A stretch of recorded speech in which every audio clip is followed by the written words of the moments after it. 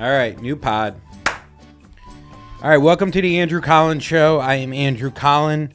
I am joined by Brenna LaRock. This is the emergency podcast. We have come to the rescue. I apologize for the last episode. We forgot to hit one little button, and so instead of recording into the microphones, we recorded into the camera, which caused an echo sound. We tried to fix it. We tried to do everything we can. I know this sounds way more serious than it should. We tried everything. We just couldn't. It had to die. It honestly sounds like I'm trying, like I was an emergency room doctor, and I was like, look, miss, we tried everything for your husband, but... Well, you're just trying to put out good content. Yeah, and it does matter to me. Yeah. So I got a bunch of messages saying that it's unlistenable, and I apologize, and hopefully... And we're sorry that it's out late now. Yes, yes, the second one is out late now. But as a family, we'll get through this. We started off our day right with some Starbucks. I feel like that always puts me in a little bit of a better mood if I know I'm getting Starbucks. A little, like, starting your day off with a treat. It's like morning sex. Like, you, like... What's that? We don't have morning sex that much. We do sometimes. But I feel like when we do have morning sex, we're like, whoa. I feel like morning sex, crazy. We usually have it when we have nothing else to do. We wake up with existential dread every day since we moved to LA. So we wake up trying to do positive affirmations. We're not thinking about P and V. Like. That is true. I mean, we moved here. Yeah, we don't wake up and like, oh, life is good. I never start at 100. I have to work my way. We literally have to climb up Runyon Canyon every day to get in a good space, like headspace. And we're singing, thank you for sunshine. Thank you for rain. Thank you for joy. Thank you for pain. It's a beautiful day. Yay, yay, yay, yay. It's a beautiful day. I don't want to act all high in my... Oh, we're still going? No, but it was funny because we had an argument about fall down on your face or fall down on your knees. And like many of our arguments, you're very positive you're correct. And there's nothing that feels better than knowing I'm right the whole time. Oh, man. Yeah. Well, yeah. Positive affirmations. You asked me what my favorite song was when I'm in a bad mood, and I realized I don't have one. And I think that song, we just sang that little jingle, jingle, jingle, jingle, jingle, it's got to be it. Like, it really does help me. It's practicing gratitude. That's what it is. And like, I have never felt so much gratitude as I have since moving to Los Angeles, honestly. Gratitude for me? Yeah, like No, I'm kidding. No, yeah. like the setting I work in, I work in West Hollywood at a very trendy, like, restaurant, and I deal with people that are like very different from me and have like different, I don't know, like different priorities in life, and they like different values, and, it just made me really realize I have strong morals and strong values, and I'm like, I have everything that I need, and I thought that I needed more, but I have like family that really cares about me, checks in on me, friends that care about me and check on me. I live with the love of my life. I have a kitty cat who makes me happy, and I can hang out with him all day if it comes down to it. So yeah, I don't know. Getting emotional. Yeah, no, it's like honestly been like this weird. I like. It's funny you get emotional with a mustache and glasses. Yeah, you look like you've never cried in your life. You cried at your dad's funeral once, and it was a single tear, and your family still talks about it to this day. That's what you look like. Remember when Andrew was a little bitch with that one tear? He had you look like you wear Hawaiian shirts on Saturday mornings. I should.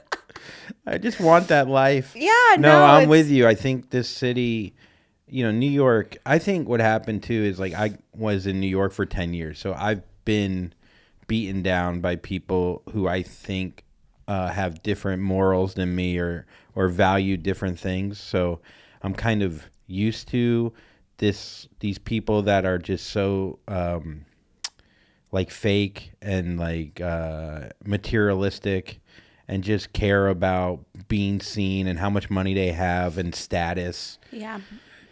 And yeah, it's tough, especially when you're working in a restaurant and you have people coming up to you. You're working as a hostess. They think they're better than you just because they're buying a $40 tuna roll. Yeah. And they're splitting it 7 ways. I mean, when I first started, I was like culture shock, and I just wanted to like smack them in the face and be like, you don't know my life. Like, you don't know, like, some of these people, I'm like, I know what you do for this money. It's dirty money. You Wait, what's dirty money to you? I don't know, just not honest. You mean like some like blowies and stuff? No, and I don't like I don't like blame people for doing things that I wouldn't do for money. Like if I would do them, or you know what I mean? Like if I mean, I get it, but I just am like, we're all the same. Like you just found like a cheat code basically that works for you, and like you don't know what's going on in my life. And now I've come to the point where I've now fast forward to like a few weeks into it, and I'm just like, oh my God, I really don't care. Like I'm just happy with what I have, and like you can treat me however you want. Like I get to go home, and like I have, like I said, everything I need, and I know who I am. You had some funny stories from one lady. They came in like 6 women, and then they ended up.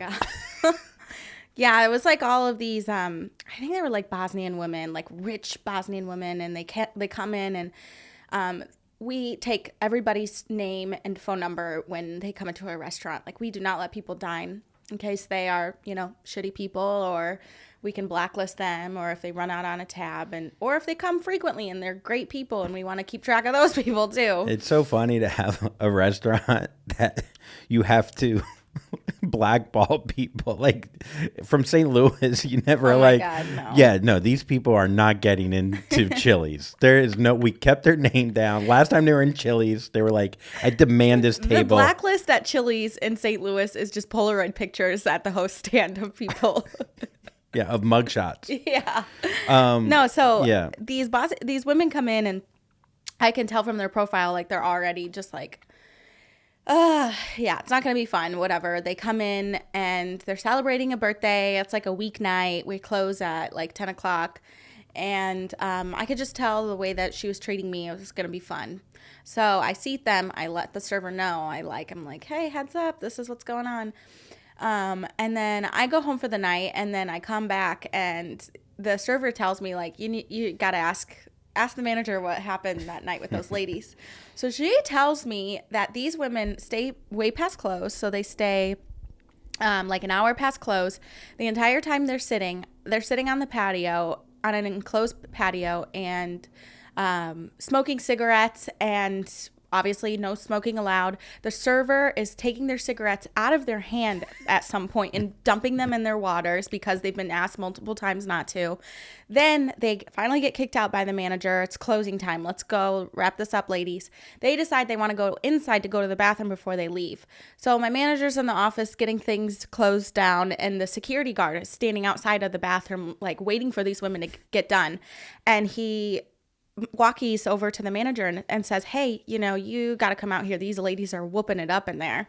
And so my manager goes to the bathroom. She has to like bust through the door. They're trying to close, like they're like closing the door. She gets in there. One of the ladies is completely naked, dancing in the center of her friends in the communal area of the bathroom, just dancing, twirling around. Are they like rooting her on? Yes. Like, you're doing it now. Girl. You think she just got out of a relationship or something? No, they're like, they're all like 45-year-old women, like rings on their finger. Like this is their Super Bowl. This is their Super Bowl going out on a Wednesday night. And, my manager was like, okay, put your clothes on. It's time for you to get out. And she said, one of the ladies goes, bitch, fuck you. And my manager goes, no, bitch, fuck you. Get out of my restaurant. Well, original, back and forth. Yeah. Same thing. I like it. And then she was like, no, bitch, fuck you. And then she was like, no, bitch, fuck you. And then she was like. And then the lady goes, bitch, I could buy you and this restaurant. And my manager says, that's perfectly fine. I don't care. That's perfectly fine that you can buy me in this restaurant, but I still have way more class, like 10 times more class than you. You're naked in a restaurant right now. And so she finally, then they push her out. I love she's her trying to naked though and being like, I could buy you. Don't look at my tits right now. But I could literally I would have done this. I would have looked her up and down and then just looked at her tits and been like, just look at them. That.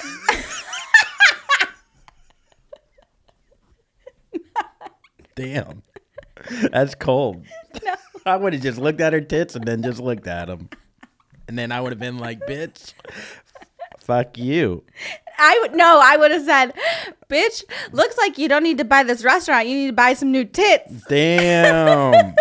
Damn. Shots fired. But I have a man at home and a cat. I have way more than you do. Yeah. I have an unfurnished apartment. My mattress is on the floor. I can't afford my car. My car's not working. But I got a whole lot of love. My boyfriend was fired multiple times. But I could buy an appetizer here. No, anyways, so let me finish this. So anyways, they pushed her out. She jams back in. She stares at the woman the entire time while she is getting dressed, and then she walks them out, and they're talking shit to her the whole time. Anyways, they get blacklisted from the restaurant. But some wild stuff happening in West Hollywood, you guys. She comes in a mustache but naked, and she's like, "No, it's not me. Yeah. It's not me. It's not my. I know those tits. I looked at those tits for a while. Those are the same tits that I said that need to be new." No, I just. I know what you're saying. You would have just made her feel very insecure. She would have just been like, at that point, she probably would have stopped fighting. She'd just been like, "You're right. I hate my tits. My saggy tits. My saggy tits. That's why I'm drinking and partying." Like behind all this is so much like psychological like torture and like sadness to do that. Like they probably don't go out that much. They're like, this is our one night out. Yeah. We finally get to leave our husbands. My husband's been cheating on me for the last 10 years. I don't say anything because he has a bunch of money. I'm just a mother. I just feed my kids. I wake up at 9 a.m. I don't have morning sex. I'm always just sad. Here's one night. I'll have a sake bomb. I'll have 6 sake bombs. I'll be with my friends. I'll get naked in the bathroom. I'll fucking grind on the toilet bowl, and I'll just fucking love it, and no one will care. I'll just love it. But apparently this behavior is not cool. And good. I want friends that I'm close enough to that I get naked in a bathroom in a group of them. Like that's a tight knit friend group, though. I do have to say that. That's what I'm saying. That's a pack of wolves that will die for you. I don't have that. I don't have 6 guy friends that I could go out with, throw my cock around. And then they're like, "Yo, Andrew's throwing his dick around. Yeah, fuck Brenna." Fuck Brenna, dude. She's always tying you down, bro. Throw that dick. And I'm like, "Yeah, boys." Yeah, boys. Yeah, boys. Thanks, boys. They're like, "Yeah, Andrew." Woohoo. Yeah. I don't have that. Maybe we're wrong. Maybe we're seeing this all wrong. Maybe we just have to be insane and just tell people we'll buy them. Yeah, the amount of people that come up to you and act better than you. Yeah. What's like your impression of a girl? You were doing one the other. Well, the girl, there's a few types that come in there, and they're all normally the same. So there's like the young girl. She's definitely under 25, somewhere in between 20 and 25. And she comes in with the man who's like 52, 55. Are you just looking at me and describing our relationship? No. This is getting sad different. On my head. It's different. We're poor. It's different. This is about love. No, so it's completely different. Well, there's one girl, she comes in, she's got full boob job, porcelain skin. She's killing it. She's got a full boob job, nose job. Everyone has the same nose in West Hollywood. If you have a nose job, it's the same one. It's copy and paste. And she's got those like anime eyes, and she's with this guy who's like pretty disgusting most of the time, but he's just rich, you can tell. And they come in and the guy completely talks and the girl's behind like, what? Can you hear these noises? Do I want to? Oh, sorry. Go ahead. Do you want to sit inside or outside? Outside. Can we have a heater? Bitch, there's 50 heaters. Did you miss them when you were coming in? Like, yes, you can have a heater. And then they come, and then I sit them down, and I have to compliment the girl. Otherwise, she just mean mugs me the whole time. So I have to be like, wow, I love your tits, like, or something like that. You'll say that? No, Oh. Andrew, God, you're ruining this for me. I'm so sorry. Can we start again? I fucked up. Yeah, you did. I just didn't know when the character. I didn't know when you started in the character. Wait, what? All you have to do is look at my nose. It's me in here. Still just Brenna. It's still me. Okay, well, I'm just trying No, to say. no. I'm sorry. So then you have to It doesn't compliment matter. them. You have to compliment them, and then all of a sudden they're like, they're either like, "Oh my God, thank you," or they're just like, "Thanks," and then there's no personality, and the guy's just like, "Can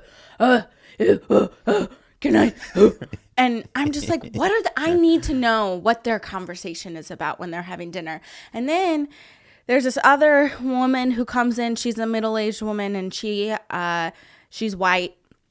And she comes up, and she basically gets in the host stand with you to look at your computer. Do you see it's our reservation? Oh, ma'am, relax. First of all, you need to relax. I can't drive off of your energy. I don't know what. So anyways, that's She'll get on will she point at the computer and be like, there's my name? They'll literally look at the iPad with me, and I'm like, dude, stop. the entitlement is insane. It's insane. I wonder if it's like and then how much like prescription drugs they're on, where they just are like so out of touch with reality, and they're just like, no, I'll just float in and I'll do exactly what I want, and nothing bad will happen because I came here in a Range Rover. I'm leaving in a Range Rover. We get a lot of like BBLs, so like fake asses. They're so far out that their jeans really don't come up. Like the top of their ass crack is like a landing strip. Like it really does jut out like a square, but then it rounds down on the way down. It's wild. So they're just getting air in there? They're just getting straight air, just air filtration system. And then that's a big, like a lot of BBLs. And then... And that stands for what? Brazilian butt lift? Yeah. And then we get like influencers, and then I honestly have only heard of one A-list celebrity coming in so far, but we get a lot of like celebrities that were like celebrities in 2004, and then they act fucking so mad. What was his name? I don't think I can say, but they act so mad when you don't know who they are. And do you know who I was? You might be able to guess, but I just have to say it's like somebody who was in like, I don't know if I am allowed to say. So I let's just say this. He was wearing a matching scarf and beret set. I'm sorry, but that is so weird. Yes. That's such a weird look. And it was like a mustard or like a yellow yellow scarf and a yellow beret and a plaid jacket. What are you still in the movie that you played in? Well, what's funny about that too is like you were maybe 8 years old when his movies came out, maybe 5 years old. And for him to like expect you to not only like him, but kiss his ass and appreciate him and treat him differently when you have no idea who he has to tell you who he is. He's like pulling up his IMDb. Yeah. And he's like going through it with you. And you're like, yeah, dude, I don't care. I barely watch there's like 5 shows I've ever watched in my life. Like, I don't care about you. Yeah. He's the same. He has like the same attitude as he did in the movie he played. And then when I was like, yeah, we're waiting for your entire party to get here so we can seat you. And just staring. And he goes, well, I don't understand. The table's not ready. You didn't set your tables. Sir, Dude. I'm following policy. Like, I don't know what to tell you. Like, so entitled. And I'm like, nobody cares about you. Like, no one ever did. Like, stop acting like Well, that. for like 6 months they did. Ugh, God, I just can't stand It's people like, unless that. you're in Outer Banks or you're Wendy or whatever. What's her name? Wednesday. Oh, yeah. Zendaya. Justin Bieber. Like, I'd be pretty pumped if Zendaya came in. yeah, that'd be pretty sick. Yeah. Yeah, I would definitely look at her tits. yeah. Not in an Yeah, you don't have way to. to make You her don't have to insecure. clarify. Yeah, just to back her up, make her feel better. I'd be like, Zendaya, do you want to get naked in the bathroom? Yeah, the idea of celebrity out here is just hilarious because there aren't really A-lister celebrities, I feel like, anymore. At least I'm out of touch with it. So the idea of someone that was never even an A-lister, and it's been 15 years since they've been. And by the way, good for you for being and stuff back in the day. I'm proud of you. Yeah. But you don't have to bring that energy in Yeah. here. Like, I get it. Like, you want to still feel relevant. Jesus. Well, I just think like celebrities now are so much more niche than they used to be. Like, you could be an A-list celebrity in this category, but like A-list celebrities, 20 years ago were just movie stars. That's what they were. And now there's like, oh, you could be an A-list celebrity from like if you just do follow this. a lot of TikToks, or TikTokers, or Yeah.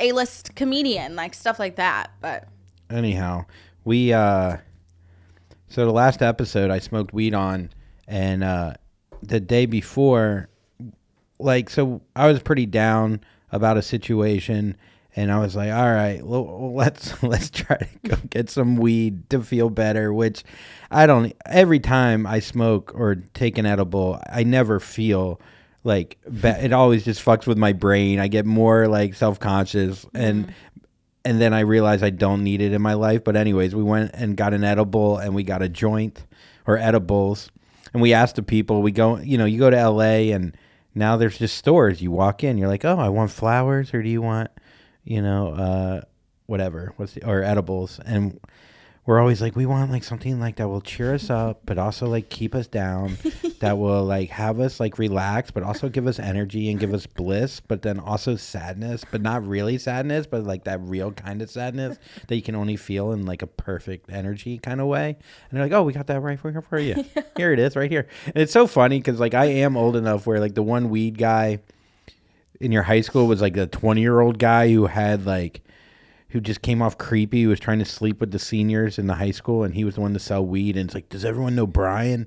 You got to meet Brian. And then you had to like go through like 6 different people to get weed to buy an ounce. you had to text somebody, and like they would text the person and be like, let me see if it's cool, and then text them back. Like, wild. And it was always like, if you smoked weed back in the day and you were able to get weed, it was that was your whole personality. Yeah. Like you were cool and now you could go in and get it like a fucking Slurpee. Like nothing, there's no coolness anymore to it. If anything, it feels not cool. But I go in there and we're like, okay, we'll get some weed and we'll go to Chick-Fil-A. Or you really wanted to go to Chick-Fil-A. Yeah. And we get the edibles and we're like, why don't we just eat it now and it'll kick in by the time we get Chick-Fil-A and we go home. By the time we're getting home. And we're driving down Melrose and we drive past In-N-Out, and then Brenna's like, well, why don't you go to Chick-fil-A and I go to In-N-Out? That should have been our first sign that it was kicking in. Yes, that is true. Me being like, well, we could get the fries from Chick-fil-A and burgers from In-N-Out. Yeah. It is funny when you get just, oh, do you want the whole meal? No, I'm actually, I'm making my own meal from 4 different fast food restaurants. So if people do that on YouTube videos. It's fun. Really? Yeah. Church Petas. Oh man, get a Frosty from Wendy's and a taco from Taco Bell. Oh, and then so we ended up in the Chick-fil-A line for so long. The line was taking so long, and you're on the phone with your brother. I'm just doing Snapchat filters on my phone, just giggling to myself at how funny Snapchat filters are. We're having so 2 funny. very different experiences. You're doing the heavyweight dog, and you're like, ah ha ha, and I'm just I'm having like, Sam, you got it. I wish you could see this filter right now. And I'm talking to Sam about a situation that's extremely serious where I'm like just trying to get by, and the line at this Chick-fil-A, I can't even explain to you how much traffic there is, and like if you could be in the way of them getting out and then getting back in, and then the line's not moving. Anyways, it took long enough where the edible was full on. By the time we were pulling in, Just the Chick-fil-A line. Yeah, no. And then Brenna orders in slow motion, and it drives me insane. I'm like, let me just get the number 2 with honey mustard or Chick-fil-A sauce. And then Brenna's like, she always leans over me. Over the glove box. Over the glove box. And it's like, yeah, I want the spicy chicken sandwich. Can you add cheddar, tomato, 4 honey mustard, 3 ranch, Chick-fil-A, a spicy sriracha, and I'm losing my mind. And then I go, I just realized the sandwich I want is actually a spicy deluxe sandwich, but I just don't want the pepper jack cheese. I want the cheddar cheese instead. Yes, that's when I was losing my mind. And then I was like, eating it and picked it all off anyways. I just wanted to get out of there so bad. So we get out of there. We end up getting all the sauces. Yeah. Which we do love sauces. Yeah. It's funny, like I'll dip the sauces. I feel like I'm like Bob Ross, like making a painting. Like I'm swirling them together. Swirling them all around. Like, oh, look at this. Oh, look at this chicken tender. And I eat it, and then I go, oh, this is my masterpiece. And then in my mind, literally the other day, I did like 5 different sauces. And this is how I know I was high. And I forgot I was high, but I was like, why don't I bottle these 7 sauces? And I'll sell them. And I'll call it the non-secret sauce or something. Something, whatever. And the list of ingredients is just the different name of the different sauces that you put in it. And sodium. And 8 grams of fat. This sauce is a ranch, Chick-fil-A, spicy sriracha, honey mustard, and barbecue. Oh, and buffalo. And the other one that I can't think of. And I know it's not spicy sriracha. It's something sriracha. I think it's... Anyway, so I have this idea where I'll put them all together. I'm the type of consumer, I'd look at that ingredient list and be like, okay, I feel like I'm getting enough information here. I'd be like, oh, they're missing blue cheese or whatever. Like they're missing. Like the one guy that's like, really? They didn't. Yeah, you're like, wow, I'm going to go get some blue cheese, I guess. So this is how I know I'm high. I have this whole idea that I'm going to make like a Bob Ross painting. I'm going to make my own sauce and sell it. And it's going to go nuts because I'm like, this is what people want. I'm not the only one. And then Chick-fil-A gets in touch with me and they're like, look, we know what you're up to. How are you selling this without getting sued by Chick-fil-A? Are you selling it up at like Runyon Canyon? Yeah. You're like with all the other people who have tables. I'm like, I'm getting cups from Chick-fil-A to put this on. People just think you work at Chick-fil-A. Yes, it's a mobile Chick-fil-A. I don't tell them. I get a hat. You have an air fryer out there and you put some vegan nugs in it and just... Oh, yeah, a little taste test. Yeah. Yeah, so I start selling it and then I get a TikTok going. People are fucking going nuts over the not secret sauce. And then Chick-fil-A is like, look, you got to stop. And I'm like, try to stop me. And then it like, we get some publicity. I'm going back and forth. And then I was like, well, why don't you guys? And then they're like, then they may start trying to do it too, but I beat them to their own sauce. Yeah. Anyhow, so then I go on Shark Tank and I'm like, look, get some heat right now. We don't have to call it the Chick-fil-A not secret sauce. We know what's in it. Yeah. Let's just make our own. With your backing, I could stop putting in Chick-fil-A cups and we can make our own. Oh my God, like the everything bagel seasoning, but just the everything sauce. Yes, the everything sauce. Yeah. So they're like, yeah, we could get behind this, and then fucking they invest and then In-N-Out trades out their sauce for your sauce. Yeah, and then we got whoa. Yeah, and then I realized this. And then Chick-fil-A ends up buying your sauce. Yeah. And then you realize that you're high. Way too high, like insanely high. We have 2 different kind of highs. You're doing car insurance. called Progressive and got a new quote. Got a new quote from Progressive. And then I got to the end and they were like, it's going to be $400. And I go, I just paid $338 for my other insurance. And they were like, yeah. And I was like, okay, well, I'm going to have to call you guys back. I'm going to go talk to my boyfriend about this. Hey, Andrew, babe, I'm working on sauce. I'm working on... You're in the kitchen sweating. You have a Chick-Fil-A apron on. With plastic glasses on and a lab coat. And it's just me with ranch and barbecue. So funny. Babe, I'm working on something here. But it's just with their little sauce cups. So yeah. they're just like... There's no science behind it right now. Oh my God, that's so funny. Yeah. The sauce We expert. saw a dog when we were pulling into our driveway. When our edible hit, we saw a dog with a raincoat on, and it was a yellow raincoat, but it had a hood, and that is the cutest thing. A dog with a hood on is the cutest and funniest thing I have seen in so long. It's probably because we're high, but it was very funny. So funny. Yeah, that dog. I had tears, like rolling down my face because just in the rain. It's so funny. I mean, the only thing funnier about that is if he was holding an umbrella. Like the idea that it was raining, but yeah, I guess it still gets its ass wet. Yeah, but it's not covering the whole dog. Yeah, I wish I had little rain boots on though. That would have just sealed the deal.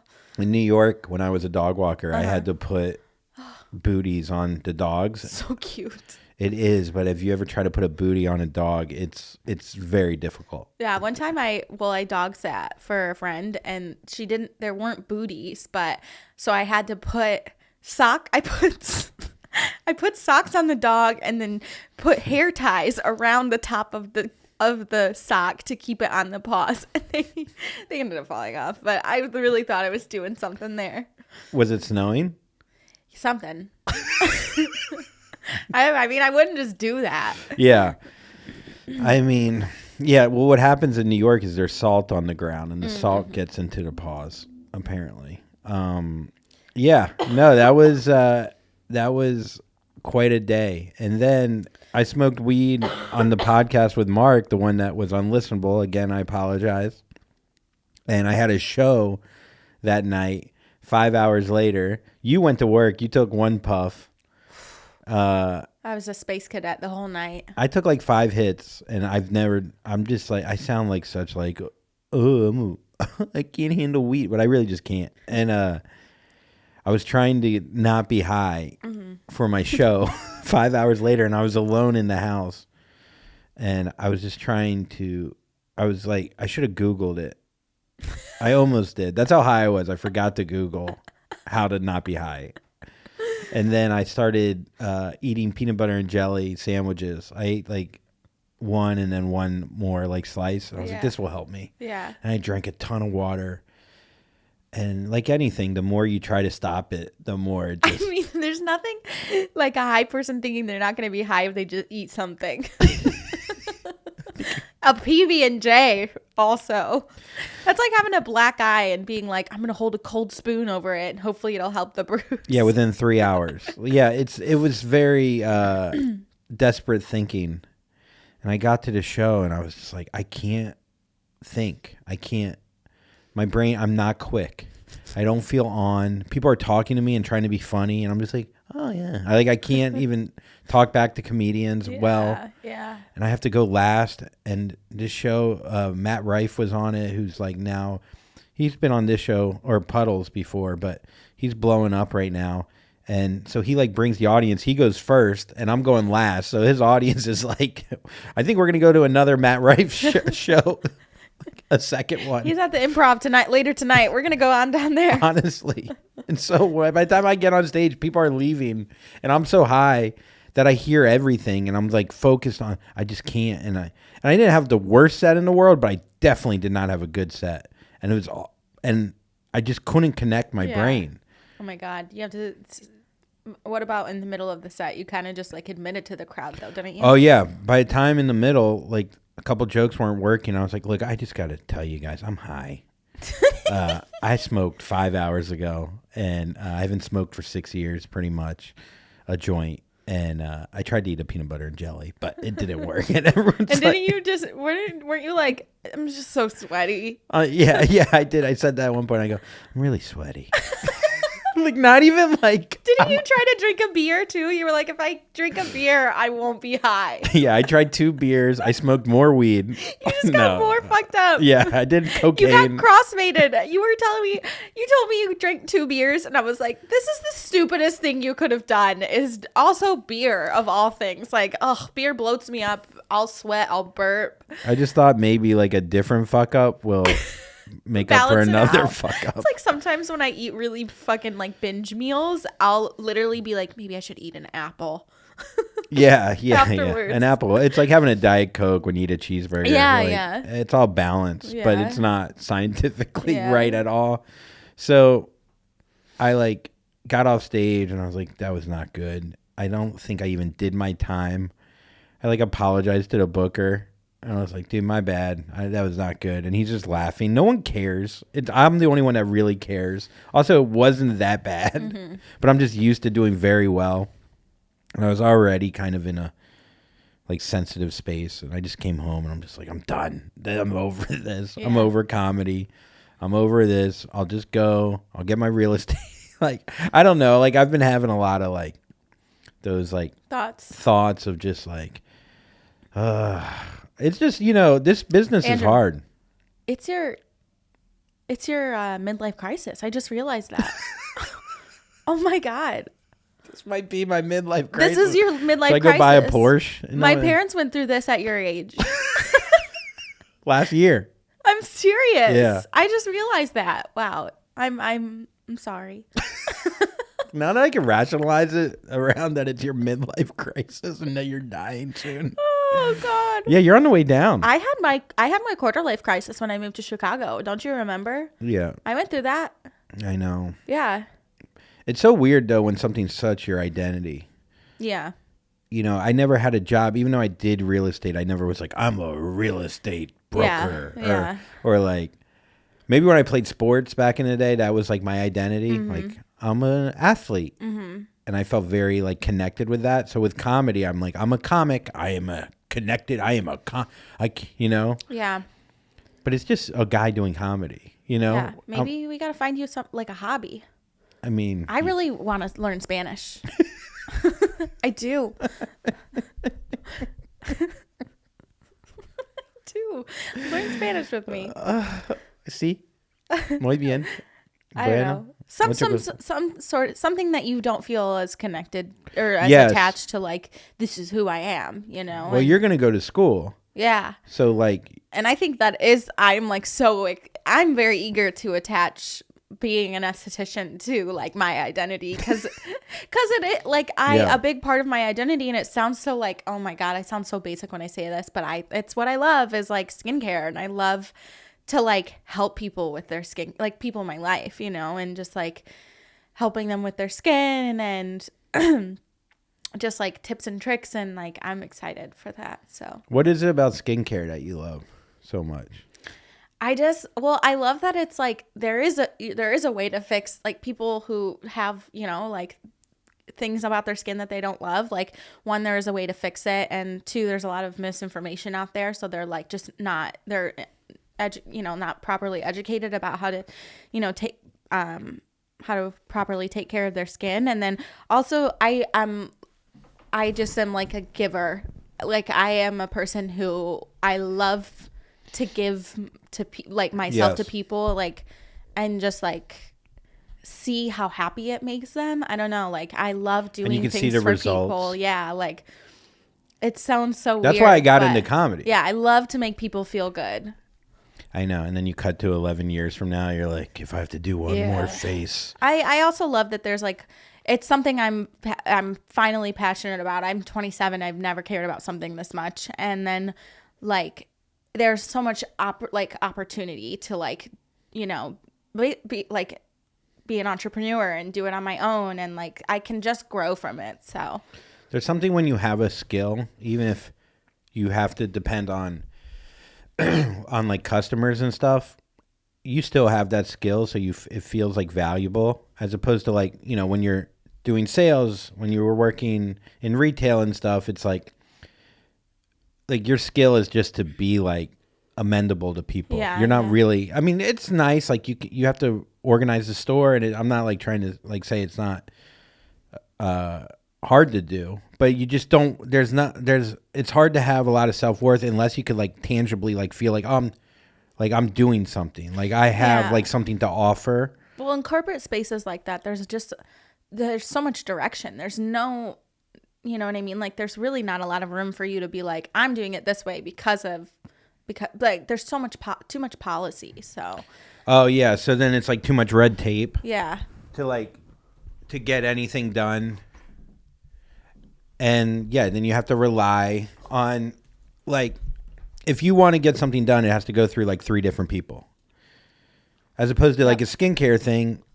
I mean, did they give you the ability to kind of I mean, it depends. I mean, there's still like a corporate, esthetician. Like that would be like if I were to go to like be an esthetician at a massage luxe, In the state of California, I can't do medical aesthetics, like laser treatments, microneedling, stuff like that. But the medical spa I worked at in Missouri, I can. It's like about having the license. And I know you and I already know we're not going to be in California for the rest of our lives. Like I can start out in a setting that's, doing facials and doing those like waxing and stuff like that. And like, there's medical spas all over the world. I can, yeah. I'll just keep learning. So you gave me a 5-step routine. And now it's down to like 3 steps and then sometimes 1 step. I try to, and I do see like a big difference when I do adhere to it. It is when you go on the road, I just know my face you come falls back apart. and I'm just like, what? It was 3 days and you got dry skin everywhere. Dude, flying destroys your face. Yeah, it really does. And you also don't drink enough water. Yes. I know that about you. I don't drink enough water. I'm flying. I'm stressed. Yeah, it's fun. It's fun. What else was happening recently with us? I feel like we had some like stories recently that like I'm trying to think what we did. Oh, what have we been up to? I mean, this is where we like run out of steam. We're like, so what else is going on with Well, you're thinking about doing we're going to a wedding. I know. We are going to a wedding in Chicago. Yeah. I'm trying to set up a show in Chicago. Our cousin's my cousin Mikey's getting married. Mm-hmm.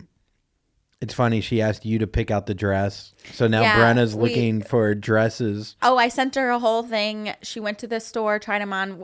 We narrowed it down. I did yesterday. I went, that's what I was doing at happy hour yesterday. I took my computer and drank some wine and then looked for a whole other set of dresses, a little bit more tailored to what she was looking for. I mean, you're putting in hours. I did. I sent them over. She was like, what can I send you? And I was like, you just better give us good seats at the wedding, No, you get fucking some money, dude.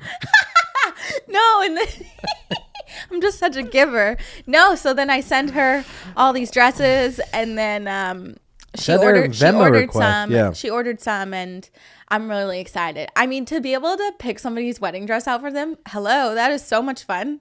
Like, I know. I feel like a little bit of pressure when I overlook and we're in bed and Brenna's just looking at wedding dresses. Oh, stop it. She's like, do you like this one on me? I mean, on Erica? Like, soon? You better hurry up, bitch. Don't feel any pressure. No, none at all. But hurry up. Yeah. I do want to wear a white dress sometime soon. I wear a white dress to her wedding. That's like a cardinal sin. Yeah, huh? yeah. That's not cool of me. But we're going to get good seats at the wedding. What is a good seats at the wedding? What do you mean? Next to your brothers. Oh. Don't you think? Like that, duh. Don't sit us next to some randos. There is times when you go to a wedding and they're like, oh, you're at table 86. And it's like, well, there's only 12 tables. They're like, no, it's the good table. Yeah. It's a good one. And you get there and you're like, none of us know each other. Nobody cares about us. Yeah. Yeah. We're in the corner. We're like in the janitor's closet eating like bologna. And they're like, no, this is the cool table. No, I imagine a good seat at the wedding would be, 6 people. your brothers and their wives. Like, yes, that would be a hoot. It would be great. By the dance floor, close to. Hopefully, you're getting the food as quick as possible. Oh, 100%. Yeah, there's times where you're at a table and you're just like, so how do you know the bride and groom? Oh, you're not even family? Oh, you just work for them for a little while? Oh, you don't even really know them? Oh, you're just here for free prime rib? Oh, me too. Like, I don't know. I've been put at those tables a few times where I'm just like, I know that this is not the main table. And it's like. Well, why wouldn't you put the people who know each other next to each other at a wedding? Like, I've already put in so much work to get here. Why are you going to make me work more? Yes. And try to get to know these people? Yeah. So, what do you do? And it's always loud in there. Worst. And you're like, oh, you do your PR? Cool. Maybe that's why people get so hammered at weddings, is because they're just like using it as social lubricant. Yeah, because like a first date where you feel pressure to like meet these random people. Mm-hmm. I do get it though. I guess if you just sit people down at where like they all know each other, they'll end up not feeling. Yeah. They'll exclude other people. You know? I mean, the last time we went to a wedding together was your other cousin's wedding, and we ended up meeting 2 great people. We did. And now we follow them on Instagram. Yeah, and her sister's like a big TikToker. I forgot what her name is, but Remy. Mm-hmm. Yeah. Her sister's so cute. Yeah. Her Instagram is so cute. Yeah. Yeah, they didn't sit us next to our brothers, weren't No, and your brothers, I think were they at the same table? Maybe not. We were all kind of like by each other, but I was like, I didn't get it, but I guess you guys we were sat. I don't know if you realize this, but we were the ones who were sat at the Outcast. That's what I'm saying. Outcast table last time, but your brothers were sat next to some of your other family. That's what I'm saying. I know. I'm always sat at the freaking Outcast table. Wow, maybe we're learning something about ourselves. Yeah, maybe we shouldn't go to the wedding. I'm putting in this work so we can finally get to the good table. It's so sad. Why don't they just love us for us? Why do we have to? I'm picking out Mikey's cummerbund. The last wedding we went to with your cousins, and there was like a little table with all the yarmulkes, and everyone was putting them on, and you and I walked past, and I go, "Hey, you gonna?" And I pointed to your head. I was like, "You gonna?" And you go, "What? What's the name of it?" What did you call it? I called it a yarmulke. Of course, I know what a yarmulke is. Yeah. My parents my grandpa passed away a year ago and owned this yarmulke store, laundromat that my parents took over once my grandpa. I mean, they took it over far before, but like really took it over so that my grandma didn't have to really worry about it as much. And my mom told me the story. It was summertime, and there's a Jewish camp somewhere around my small town, and it's such a small town that the people just don't know. There's no diversity, right? So these kids, they bus in these Jewish kids on the bus, and they all sound so bad. I know. There's a concentration camp with a bus, but it's in the middle of Michigan. No one knows about it. Jesus. To do their laundry for camp, and so they all come in and whatever. There's like a bunch of little kids, and they all have yarmulkes on. And one of the workers calls my mom, and she's like, "Hey, there's a bunch of little kids here, and they all have little hats on." Little hats.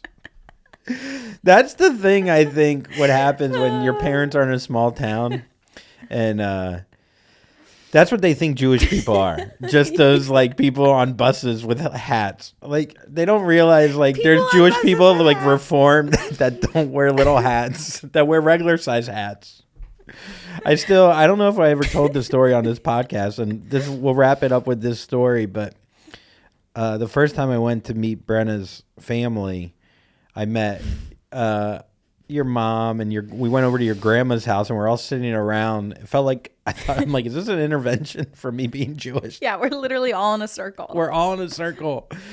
And I'm sitting next to your one cousin who is mentally handicapped. It's my aunt, and she's mentally impaired. Uh-huh. And she keeps threatening to punch me. She punches me every time I see her. Yeah, so she's sitting next to me.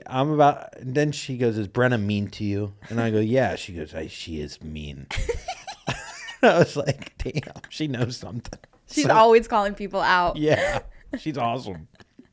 And maybe she just doesn't have the veil over her face like the rest of us do. She just, you know what I mean? They just say whatever. There's no buffer. It's just like straight social cues. Yeah. I love it. Yeah. Okay. Sorry to interrupt. Go No, ahead. no, it's all good. So we're sitting around in a circle, and it's Christmas time, and they're all like, all right, let's go around and be like, what are we thankful for? It was Christmas. It wasn't Thanksgiving, right? Yeah, Christmas. Still, we're bringing Thanksgiving to Christmas. And we're each going around what we're grateful for. And we're all like saying different things. And then, I don't know, somehow your grandma starts talking, and she looks at me and she goes, what are your favorite? And I love your grandma. Your grandma is like right out of like a movie of like a da da da, like. Yeah, Brenna would hear her grandma singing. I grew up. I'll tell this story after you. Yeah. So her grandma looks at me and she goes, what were your Christmas traditions? What were your Christmas traditions? Yeah. And I kind of paused because here's the thing. I kind of had some because I did grow up with a Christian stepmom. So we had Christmas, but I kind of froze because I didn't want to like have to explain I'm Jewish, but my dad remarried. It's a whole long story to get to Christmas. Yeah, and you don't want to say you don't want to exclude the Jewish part. Like you don't want to just be like, oh, here are my Christmas traditions. Yeah, here's my Christmas traditions, and then people call me out. They're like, but you're so. I see your mom's like. It all seemed very slow motion. It was. Yeah. Like because I think you and I were both like, you know. Yeah. I didn't know what she was gonna say.